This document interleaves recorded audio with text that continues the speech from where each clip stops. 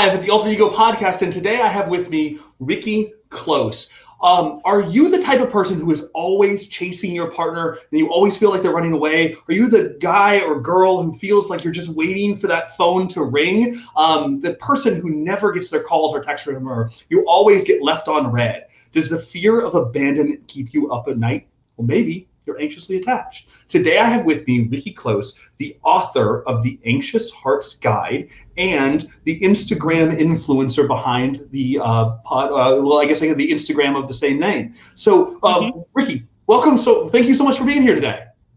Thanks, Nick. Thanks for having me on. So you are someone who is a little bit of an entrepreneur yourself. You've got a huge marketing background, graphic design. You've owned your own company for how long now? 10 years. 10 years. Now. If somebody had asked you 11 years ago if you would be here now, what would you have said? No, I'd have laughed at him. I would have been an employee to the death. But no, somehow it's been 10 years now working for myself. I love it. I'll never go back. So you work for yourself, you own your own creative firm, and on top of that, now you're releasing your first book. Can you tell us just a little bit about your book? Yeah, it was about a year ago now. A very good friend kind of dared me to write a book, and I was like, nah, I can't do that. I can't. Who am I to write a book? But then I was reminded of the fact my original undergraduate degree is in writing, and I've in the last few years just voraciously researched one of my favorite topics, attachment theory, and I thought. Through all the nerdy reading that I do, this is so helpful. I need to make this more accessible for people. And with my writing degree, I thought I can do that. So you have been working on this book now for almost a year. Is it a year now? Well, yeah, the actual writing process a year, but I've been researching it for years. So how does it feel to be right there, right on the edge, about to make this dream come true? How's that feel? Is it kind of surreal? It's nuts. It's absolutely like even if you would have told me 1 year ago that in a year you'll be holding your own book, I'd be like, nah, there's no way. So I probably have to preface this that Rikki and I have been friends for a very long time. I've known Rikki for well over a decade now. And a year ago when you were starting this process, I remember you talking about like, hey, I'm going to create this page on Instagram. And like almost like I don't know if anyone's ever going to look at it. I don't know if anyone is ever going to care, right? Yeah. I remember having that conversation of you at like 300 followers or something. Just to inform the audience, where are you today? 25,400. But not that I'm counting. 5,000 followers in a year. Pretty exciting. So to say that there might be a couple other anxious hearts out there is a little bit of an understatement. So you have 25,000 followers, and this isn't just this thing where you throw every piece out. Not only are you talking specifically about attachment theory, and we're going to get into what that is in just a moment, but you're talking about one sliver of the population who falls into the category of anxiously attached, and so your audience is engaged, they're tight knit, and it's not just you; it's a community, right? What's it like to have that many people following you and realize that like what you know and your information and your book and your content is resonating with 25,000 people? Well, it is incredibly validating. When I started off this journey, I truly, it's not that I thought I was the only one struggling with it, but I had no idea it was this big of a deal to so many people. So it's fantastic. Let's dive right in. Let's dive right in. So anxious or attachment theory as a broader scope. Will you kind of elaborate about what exactly attachment theory is for somebody who's never even heard of it before? Yes, I can try. Okay. So when we are babies in our crib, the way that our parents respond to our needs as babies, it's hardwiring our brain. Every time we cry and our parent comes to us to help us out, we get messages from the world about whether or not our needs are going to be met. So for 50% of the population, everything goes just fine. They're laying in their crib, they cry, their mom picks them up, their dad picks them up, everything's good. And they grow up into adults who feel like the world and intimate relationships are safe places to get their needs met. Right. It's safe to be vulnerable. It's safe to be intimate. That's only half of people, though. The other half of the world are made up of what they call insecure attachers. And roughly half of which are anxious attachers, who are my people. And roughly the other half are avoidant attachers. To the layperson, or people who've never heard of this before, sometimes I refer to them as clingers and runners. Right. Oh, perfect. I love this description because it translates so well, right? Yeah, so that's what you'll see in the population who goes through a relationship with somebody else who is securely attached, and they don't have these giant red flags, right? There's not things that are really, really obvious in their attachment issues. It's not very scary. It's not very hard. Everything's pretty good, pretty easy. And not to say perfect, but pretty good. Anxious attachers and what was the other one called?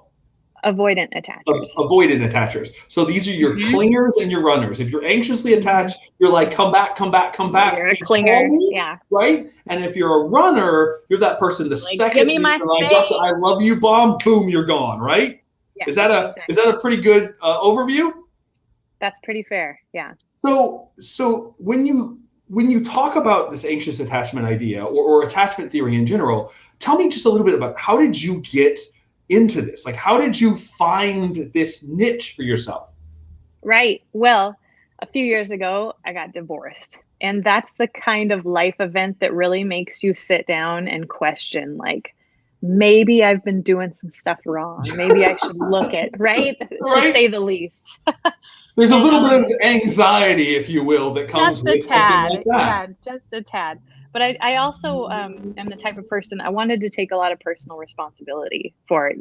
I'm definitely not someone who likes to point the finger. And I thought, I want to look at my half of what went wrong here and see what it is and what I can do about it. And thankfully, I'm also a raging psych nerd. So I somehow ended up stumbling upon attachment theory, and it just all the bells were ringing. I even talked to my ex-husband about it. And the bells were ringing for him too. And he was like, that's us. That's exactly what happened.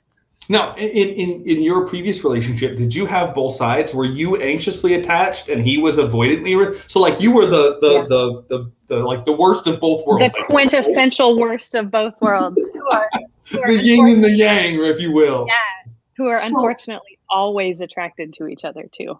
So you guys kind of like dived into this, or at least you did. And I know that just from our conversations in the past, like you just consumed all of the information, right? You've read every single book. You could everything even you the bad could get your hands on. Yeah. As somebody who's a friend of yours, we get on the phone and you're like, hey Nick, I got to tell you this thing I just learned, right? We had these really cool conversations, but you just dove into this. What? I did. I read over 60 books in a single year. So what on the topic of relationships and communication? But this is important, right? So you read all these books and then you're like, wait, something's missing. Something's missing. Yeah. What was that? What was that moment for you? Yeah. I think when I started to get better, like I noticed myself like overcoming all of these harmful relationship behaviors. I was like, man, I got to tell everybody about all these books that I'm reading. But then I realized like other people don't like to read the amount or the type I'm not of reading books 60 books. No, but you know what? You're probably not reading psych textbooks either. That's what I was reading, right? No. And I'm like, these are all so dry and so boring for the general public. I was like, gosh, if only someone would write something that was like really accessible. I was like, this is the quintessential entrepreneurship question, right? Just so you know, is that every single person who's ever been like an entrepreneur with a calling has done that thing where they've gone, gosh, somebody should really do this. Somebody should really write a great book that compiled all this information into one place that was well written, that was entertaining, and that had great information. Yeah. Crap. I think that's me. It wasn't, and for all of your listeners too, it's not even that I thought I'm the one who can do this. I really had a lot of trepidation about it. Like, shoot, am I the one who can do this? But I wanted it to be out there so bad, and it wasn't being done. So I had to do it. I felt like I had to do it. and you felt like you had to do it, and you started this process. And I remember talking to you at this process. There was just a lot of anxiety that goes into this, and you're like, "Who am I to think that I can write this book? You know, I don't have any of the fancy letters after my name. I don't have this huge degree in this thing. I'm not the world. I've never written a book before. Yeah. Right. And and I'm not an author too, to that same extent. But you started putting these words on paper, and if nothing else, the fact that your following on Instagram and your following on TikTok has grown like it has got to be a great sign to you that there are so many people who need this. There are so many anxious attachers out in the world that need what you're sharing and who want to consume this information. That in the way that I'm sharing, right? Oh, absolutely. It's just this morning I got a message from a lady saying that I changed her life. I was like, excuse me?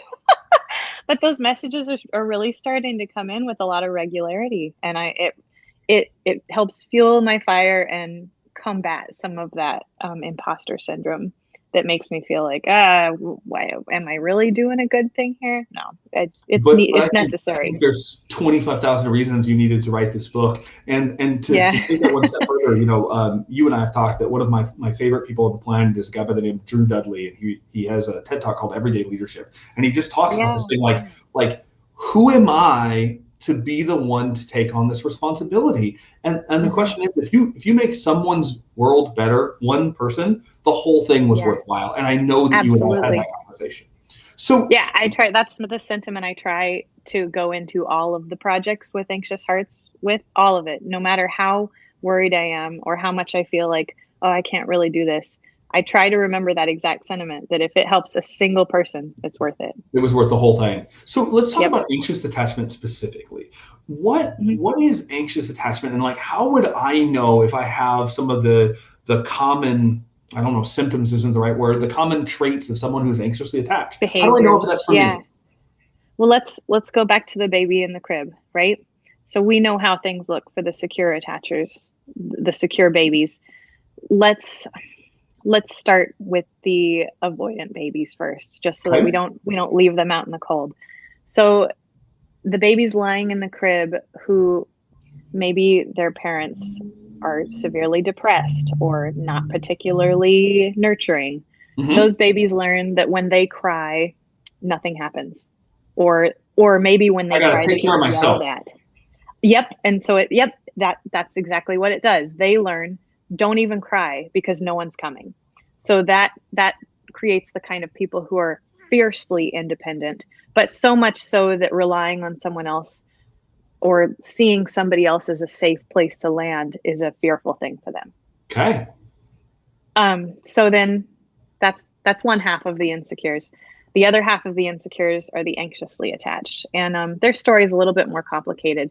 These would be parental figures and nurturers who were inconsistently available. So sometimes mom comes running to the crib and swoops you up and comforts you, but sometimes she's gone. So that tells you that if you don't cry really, really loud and really, really hard to make your needs known, no one's coming. So it creates an anxious, nervous technical difficulties. Keep going. I know, I see that. Should I keep talking anyway? Yep, keep going. Okay. It creates a nervous baby that really feels like they have to try really hard for love, that they don't feel like they inherently deserve it. They feel like they need to work for it. And that is exactly the attitude that the anxiously attached adults have. When that baby grows up, it doesn't feel inherently worthy of love. It feels like it has to cry out extra hard. It has to really protest and beg and for any kind of love that it gets. And that would be an anxious attacher. And so I think I have to ask this question before we go anything further. If I'm anxiously attached, or I have any attachment issues, it's all my mom's fault, right? Like I can just call her up and say, Mom, you screwed me up. I have to address this too, because my own mom listens to most of the stuff that I put out here too. So she knows it's all her fault, right? My mom, yeah, definitely. We've had this talk. So if it were the case that our parents are the ones screwing us up, all siblings would have exactly the same attachment style. Right. And they don't. They Right. absolutely don't. Neither my brother nor my sister are anxiously attached. So there's also the matter of disposition. I am just naturally a more anxious person. So if my mom was 1 second late in swooping into that crib, it worked me up a lot more than my brother or my sister. Okay. So our natural disposition kind of works against us there too. And then I imagine that there can be life events that affect this too, right? Like, I mean, if you have a 100%. really bad relationship, or somebody who is a really bad person in a relationship, or you're just somebody who you don't mesh well with, that can definitely affect this, right? Yeah, in the psych community, they call that trauma. Maybe trauma with a little t if it's relationship trauma as an adult. Trauma with a big T would be like physical abuse or sexual abuse, which also affect our attachment style. Yeah, I can imagine those things would all play a big factor. And so absolutely, if I have signs of, let's say I'm anxiously attached or I'm avoidantly attached, right? That doesn't mean I'm screwed up for the rest of my life and I'll never have a good relationship. It just means that I need to look at the causes for that behavior and maybe employ some technique. And so you are kind of a fun success story in this, right? So you were somebody who was anxiously attached, and now I was severely anxiously attached. Well, I was going to give you the benefit of the doubt, just in case. No, let's not minimize it. On the scale, I was all the way to the end, every single bullet point. So let's just say you started off in the realm of anxiously attached, and today you would more self-identify in the securely attached, correct? Well, there's all kinds of great tests that you can take online if you're wondering about your attachment style. And when I take tests today, I test secure. Okay. And so, like, what would be some of the most common traits of, like, where you cross back and forth on that line? Like, as somebody who was anxiously attached, what's something that's really different for you now today in a relationship that wouldn't have been true a couple years ago? Well, one of the great things about the tests online is that they will throw out sentences, and you choose maybe from like a 1 to 10 scale how much you identify with that sentence, how true that is, how often you hear that sentence in your own brain. Yeah. And at the very, very anxious end, sentences like no one can ever get as close to me as I want to get to them. That previously would have been a 10 for me, and it's more like a 2 maybe. Maybe I don't feel like people care when I'm sad. Things like that. That would have been a 10. Can you maybe ground it in the real world too? Like, what are some things that are different in a relationship that you would have today versus, like, what are some, like, activities or interactions that happen with another person? Can you share? Because I think that would resonate a little bit more with somebody who's not familiar. Sure, absolutely. Maybe, for example, back in my dating days, if I sent someone a text message, if it went maybe like 10 minutes without a text back, I would start to sweat. Like, I would literally start to shake. Like, they hate me. I shouldn't have sent that. That was a terrible idea. What am I doing? I totally don't care about that now. Like, now as a secure attacher, I know people are busy. Like, the time that it takes them to text me back has no indicator of how valuable I am or how much they like me. And it's not even a them thing in the sense that, like, they needed to text you right away. It's how you reacted to them not texting you back right away. Yes. You would manifest these giant stories in your head about all the things that were wrong because they didn't respond right away. And very likely that wasn't the case at all. You're blowing it wildly out of proportion. So, like, and internalize it as my fault. Yeah. And that has a huge negative effect on, like, your personal happiness, right? Like, when you do that to every relationship you have, it doesn't make you a very happy. Yeah. No, absolutely. It spills over into all of our intimate relationships, not just romantic, but platonic and familial. Right. And so once you started to figure out that you were anxiously attached and that there are things that maybe you can do to mitigate some of these challenges that make that feeling of anxiousness go away, or at least quieter, how do you utilize, like, what were some of the things that you found along the way that you're like, that clicks with me? I can employ this right now and Yeah. be more secure with one sentence or one action? Was there anything that was just like that moment where it clicked, you're like, holy cow, this might work? Yeah, absolutely. In the very beginning, all the talk in the world about self-compassion and self-worth didn't even touch me. I wasn't ready for it. That's like a more advanced work.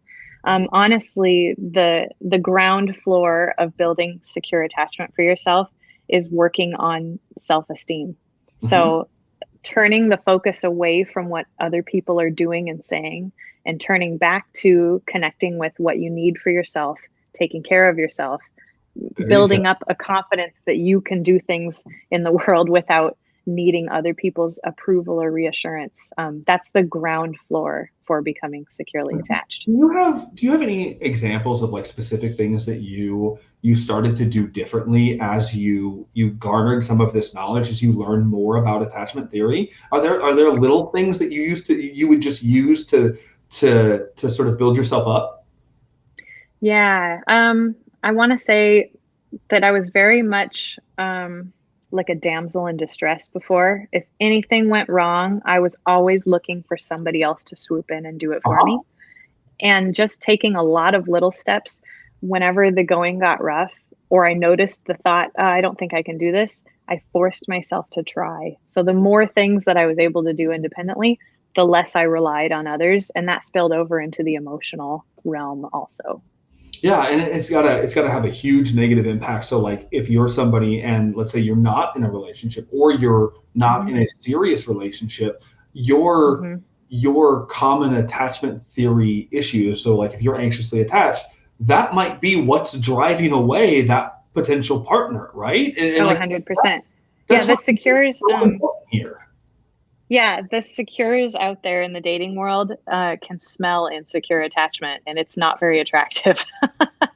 So for sure, if you're interested in or going on a few dates with someone who's secure, but you're calling them constantly, or you're getting upset when they don't text you back within 10 minutes, or when they don't text back within 10 minutes, you're not going to be a very attractive Oh, partner. yeah. If I go on a date and within 24 hours I have 10 missed text messages from the girl I went on a Hmm. date with, Yeah, that is definitely you're gonna run. block, run permanent, Yeah, right? And absolutely. so one of the things that I love about this is that like not only can you help somebody deal with some of the issues that they might be feeling that internal pressure on, but you might Mhm. actually help somebody find that love of their life because instead Yes. of driving them away, they know how to operate in a relationship status that allows that other person to fall in love with them too, right? Yeah, I think that's one of the most exciting things for me is knowing that I'll get messages like this now that I'm actively making people's relationships better. Like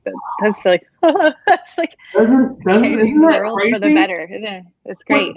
Yeah. here's the thing that I think is my favorite part about this entire conversation is you wrote the book that you wish you would have had when you were going Yeah. through your relationship challenges, and you've put this all Yeah. together. It's in its final stages. It's getting ready to announce a release date, and I know that's big, exciting news. Still top Okay. secret, but it's coming. Yeah. If I'm somebody who this resonates with, and I'm like, holy cow, that's me. I'm anxiously attached. Mhm. I've read other books. I've followed other people. I just haven't found the person yet who can help me or the book yet that can help me. I feel Mhm. lost. One, Rikki, your book is coming up soon. And two, Yes.